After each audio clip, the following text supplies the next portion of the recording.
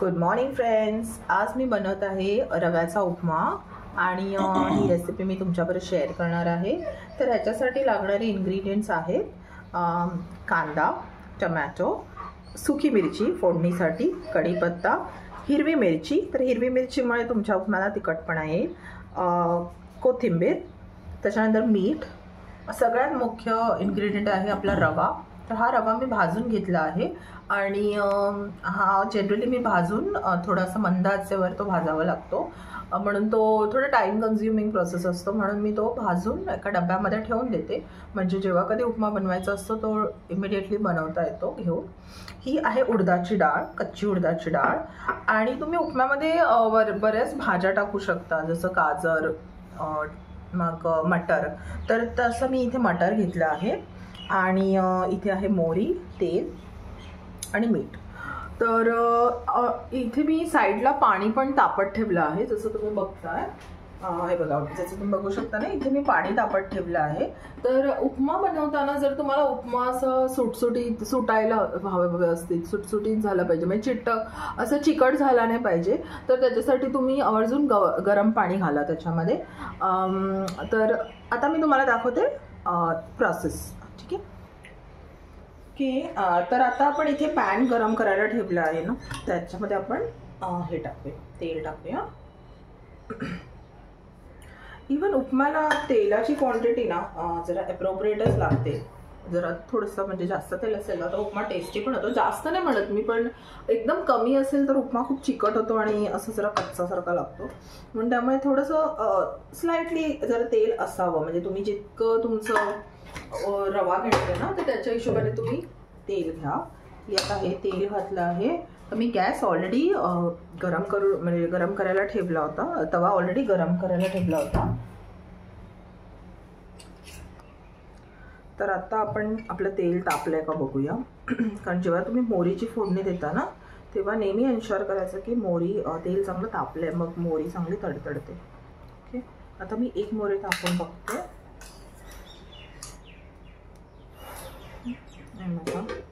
तेल टाकलेलं आहे आपण. ठीक आहे, आता ह्याच्यात टाकूया आपण मोहरी.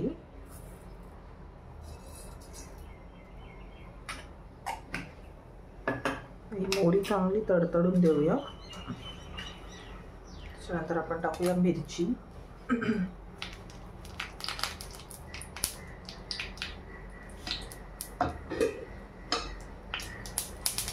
फोडणी देताना थोडंसं सांभाळायचं.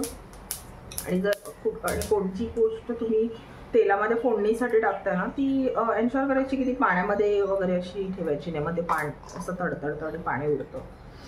आता ह्याच्यात आपण टाकूया उडदाची डाळ.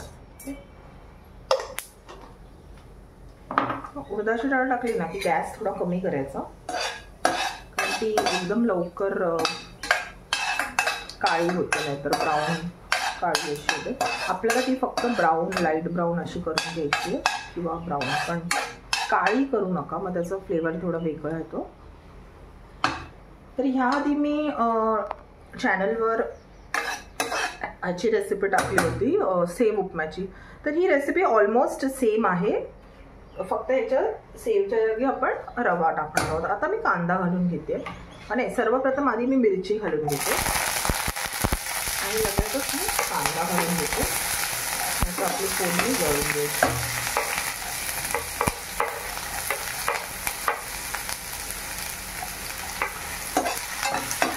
आणि आता मी गॅस मिडियम ठेवला आहे. तर फोडणी देताना नेहमी गॅस ना थोडासा मिडियम हायच पाहिजे. एकदम छोटा गॅसवर फोडणी द्यायची नाही, मग तो कांदा असा व्यवस्थित शिजत नाही.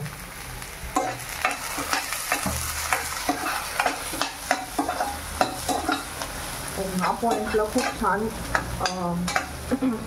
छान फ्रेग्रन्स येतोय.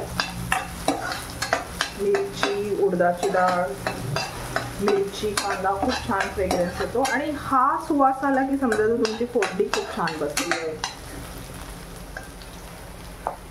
आता आपण ह्याच्यात कोरिएंडर घालून घेऊ, कढीपत्ता घालून घेऊ.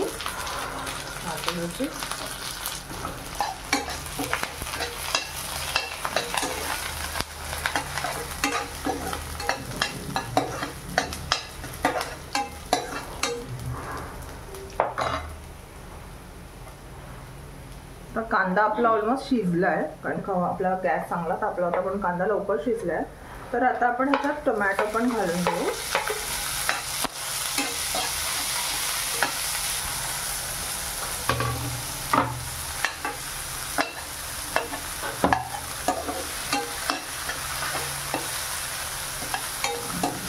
व्यवस्थित परतून घेऊया.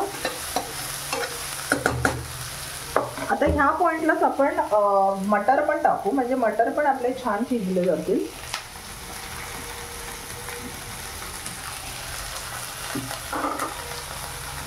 आणि एक टिप आहे की जेव्हा कधी तुम्ही टमॅटो उपम्यामध्ये टाकताना, तर उपम्यामध्ये जनरली टमॅटो जातो आणि ते ना व्यवस्थित शिजून द्या टमॅटोला, म्हणजे तो टमॅटो कच्चा ठेवू नका, मग त्या उपम्याची टेस्ट नाही तर खूप वेगळी येते. जर तुम्ही म्हणजे असा टमॅटो व्यवस्थित शिजवला नाही ना, तर मग ती उपमा खूप कच्चा फ्लेवर लागतो त्याला टमॅटोचा आणि त्याला वेगळी टेस्ट येते. पण तेच तुम्ही असं टमॅटो छान परतून आणि त्याला मस्त नरम होऊन तेलात शिजून दिला ना, तर तो उपमा खूप टेस्टी लागतो. तर आता मी काय करणार आहे ना, ह्याला गॅस कमी करू,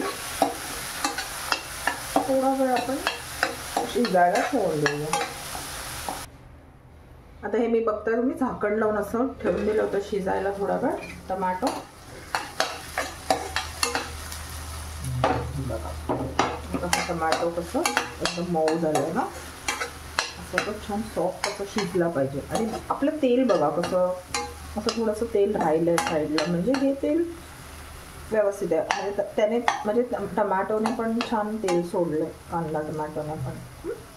आता ह्या पॉइंटला मी काय करते ना, ह्याच्यामध्ये आपण स्टॉक्स घालून घेऊ कोरिएंडरचे.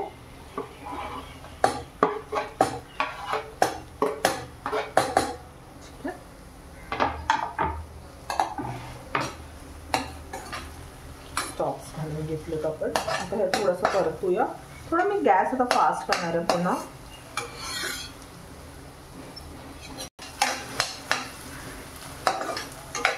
हे बघा आता स्टॉक्स आपण थोडे परतून घेतले, 1 मिनिट, ठीक आहे, अर्धा मिनिट पकडू शकता तुम्ही परतून घेतलं, 30 सेकंड्स. आता ह्याच्यामध्ये मी काय करणार आहे ना, आपल्याला जितकं हवा तेवढा आपण रवा घालून घेऊया ह्याच्यामध्ये.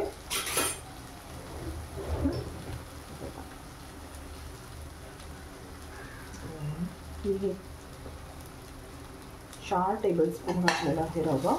मिक्स करूया.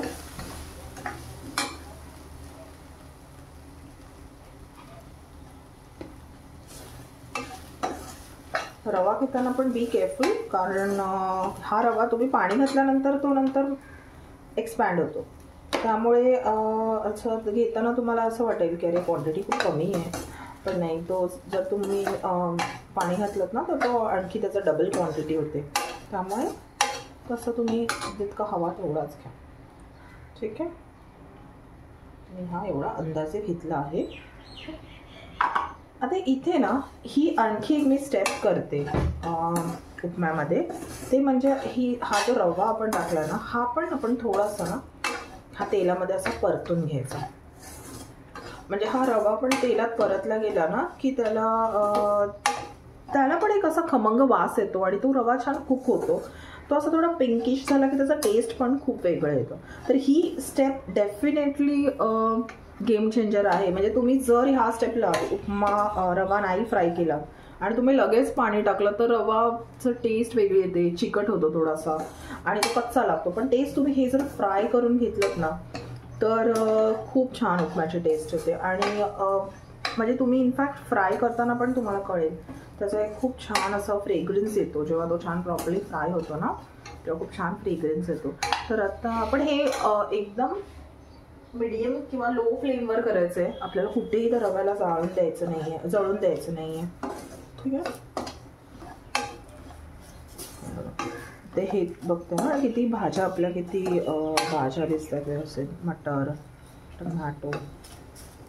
तर हे भाज्या उपम्यामध्ये असणं फार महत्त्वाचं आहे. That will help you for digestion and that will make your upma very healthy. तर आता ह्या पॉईंटलाच ना मी मीठ टाकते. कारण नंतर काय होतं ना, तुम्ही एकदा पाणी टाकलं ना की मग ते पॉसिबिलिटी आहे की तुम्हाला तुमचं व्यवस्थित मीठ आहे ना सगळीकडे लागणार नाही सगळ्या उपम्याला. म्हणून मी ह्या पॉईंटलाच ना जेव्हा आपण परततोय ना त्याच वेळी मीठ घालून घेते, म्हणजे थोडं प्रोसेस पण हिटिंगचा फास्ट होतो आणि मीठ सगळ्या जागी व्यवस्थित लागतंय. ठीक आहे, हे बघा. आता तुम्ही थोड्या वेळात बघाल ना तर हा रवा पण थोडा थोडा असा ऑइली दिसायला लागतो आणि तो पण तेल सोडायला लागतो. हे बघा, म्हणजे असं तो सुक्का नाही वाटत, तसा मगाशी वाटत होता ना तसा तो सुक्का नाही वाटत, तो असा ऑइल सोडायला लागतो. ठीक आहे, तर ते म्हणजे ती स्टेप झाली ना की खूप छान फ्रेग्रन्स येतो. जेव्हा तो असं तेल सोडतं ना तेव्हा खूप छान फ्रेग्रन्स पण येतो आणि उपमा छान होतो आपला. हे बघा, जर तुम्ही बघू शकता ना तर आपल्या ह्या चमच्याला जर रवा लागला त्याला पण बघा त्याने कसं तेल मस्त ॲब्झॉर्ब केलं, तर तो असं छान तेलात आता फ्राय झालं. आता आपण ह्याच्यात पाणी घालून घेणार आहोत. तर परत पाणी घालताना जी स्टेप आहे ती पण खूप इम्पॉर्टंट स्टेप आहे की तुम्ही किती पाणी घालायचं. कारण जर तुम्ही खूप पाणी घातलं तर तो एकदमच ओव्हरकुक होऊ शकतो आणि तो सॉफ्ट म्हणजे चिकट वाटू शकतो. तर मला असं सुटसुटीत उपमा आवडतो, म्हणून पाण्याची क्वांटिटी फार इम्पॉर्टंट आहे. आता आपण पाणी घालून घेऊया, नाहीतर तो जळून जाईल रवा. बघा तुम्ही शक्यतो पाणी सेंटरला घाला म्हणजे ते व्यवस्थित पसरतं. आणि पाणी घालताना थोडासा डिस्टन्स ठेवा,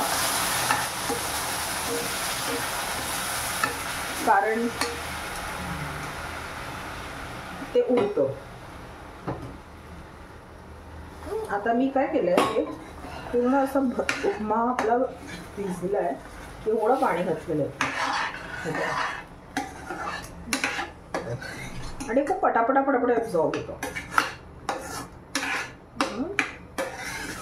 हे बघ तुम्ही हे एवढं आता आपण पाणी घातलं. ठीक आहे, ते पूर्ण ॲब्झॉर्ब झालंय. आता ह्या पॉइंटला ना तुम्ही मीठ चेक करून घ्या.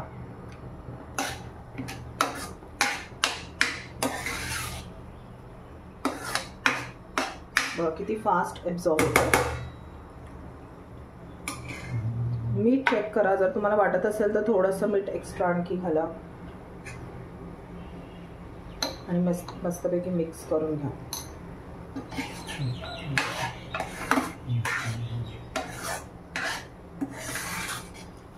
आता मी थोडंसं ना आणखी पाणी घालणार आहे, कारण मला दिसतंय थोडासा अजून शिजायचा बऱ्याच ठिकाणी बाकी आहे आणि अजून थोडंसं पाणी घालू, एकदम थोडंसं.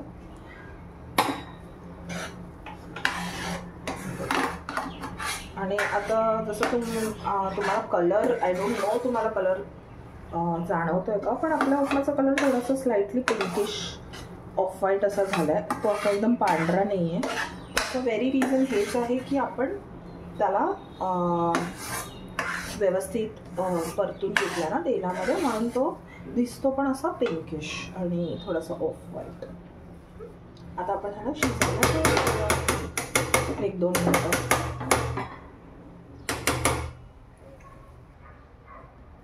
आपण एकदा चेक करूया. बघा उपमा कसा मस्त झालेला आहे, कलरफुल. आणि आपण मटर आधी शिजवून घेतले होते त्यामुळे मटरही शिजलेत, म्हणजे ते पण चांगले परतले होते आपण तेलामध्ये. हे बघा कसा सुटसुटीत उपमा झाला. आता आपण मीठ एकदा चेक करूया. आपण मीठ व्यवस्थित टाकलंच होतं, परफेक्ट मीठ बसलं आहे. आता ह्याच्यामध्ये ना तुम्ही जेव्हा भाज्या टाकता ना तर तुम्ही गाजर टाकू शकता, एकदम फाईनली चॉप्ड गाजर टाकू शकता. आणि तुम्ही ज्या इझिली कुक होणाऱ्या भाज्या आहेत ना त्या टाकू शकता. मोस्टली गाजर आणि पीजच जातं किंवा मटरच जातं, कारण ते इझिली कुक होतात आणि त्याच्याने टेस्ट चांगली येते, म्हणून ह्या 2 भाज्या जनरली जातात. ठीक आहे, आता ह्या पॉईंटला ना मी कोथिंबीर टाकते याच्यामध्ये. आपला उपमा ऑलमोस्ट रेडी आहे, शिजलेला आहे व्यवस्थित. आता कोथिंबीर टाकून घेऊया, म्हणजे आणखी कलरफुल होईल आणि कोथिंबीर खूप छान फ्लेवर येतो. तर तुम्ही ऑब्झर्व केलं असेल ह्याच्यामध्ये मी फक्त मोहरी टाकली होती, मी जिऱ्याची फोडणी देत नाही. जिऱ्याचा टेस्ट मला थोडंसं ओव्हरपॉवरिंग वाटतो कधी कधी तो सर्टन रेसिपीज, म्हणून ती मोस्टली आम्ही उपमाला देत नाही त्याची फोडणी, पोह्याला पण देत नाही, फ्रायचीच फोडणी असते. ठीक आहे, आपला उपमा रेडी झाला आहे friends.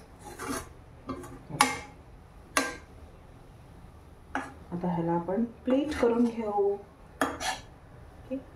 And friends, do try this recipe and let me know if it works good for you. Till then friends, till then, meet you next time. Stay healthy, stay safe, and have healthy things. Thank you friends, bye bye. Like, share, subscribe.